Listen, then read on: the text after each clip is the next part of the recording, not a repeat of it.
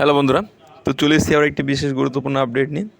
তো সবার মনে এখন একটাই কোশ্চেন যে ডাব্লিউবি কবে থেকে পরীক্ষা নেওয়া শুরু করবে ভোট পেরোলে।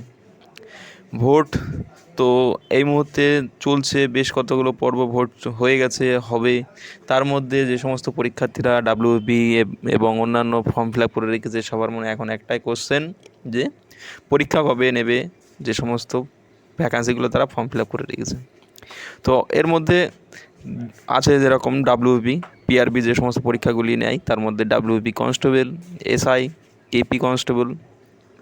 তো ডাব্লিউবি কনস্টেবল এবং ডাব্লিউবি এসআই যারা ফর্ম ফিল আপ করে আছে, তো তাদের জন্য আর কি মূল ভিডিওটা।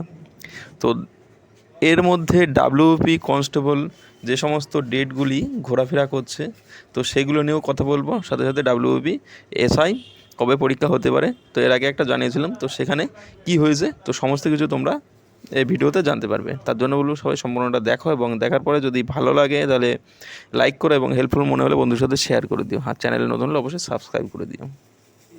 তো ডাব্লিউবি কনস্টেবল যেটা বলবো, কিন্তু এই মুহূর্তে যে সমস্ত ডেটগুলিই ঘোরাফেরা করুক না কেন, কোনো ডেট কিন্তু এখন নিশ্চিন্ত না, সবাই যে যার মতো বলে যাচ্ছে। তো আমি কাউকে ছোটো বা বড়ো করার জন্য এরকম কিছু বলছি না, তো যেটা অথেন্টিক সেটাই। তো ডাব্লিউবি কনস্টেবলে কিন্তু এখনও কোনো ডেট পিআরবি ফিক্সড করেনি। আর এসআইয়ের মূল যেটা তোমাদেরকে এর আগে বলেছিলাম যে সেপ্টেম্বরে যে পরীক্ষা হতে পারে, তো সেই একই আছে। তো সেপ্টেম্বরের নাগাদই তোমাদের কিন্তু ডাব্লিউবি এসআইয়ের পরীক্ষা হওয়ার সম্ভাবনা আছে। আর কেপি প্রিলিমস পরীক্ষা, কেপির অন্যান্য যে সমস্ত পরীক্ষা যেগুলো আর কি আছে, তো সেই একইভাবে সমস্ত কিছু কিন্তু হবে, যে সেপ্টেম্বর অক্টোবরের দিকে কিন্তু পরীক্ষাগুলো নেবে পিআরবি, এরকমটাই তারা বোর্ড মিটিংয়ে কিন্তু কথা উঠে এসছে। তো ডাব্লিউবি কনস্টেবলের এখন যে সমস্ত ডেটগুলি ঘুরছে, তো তোমাদের আমি বলবো তোমাদের পড়াশোনায় কান দাও, ওগুলোর দিকে না দিলেও হবে।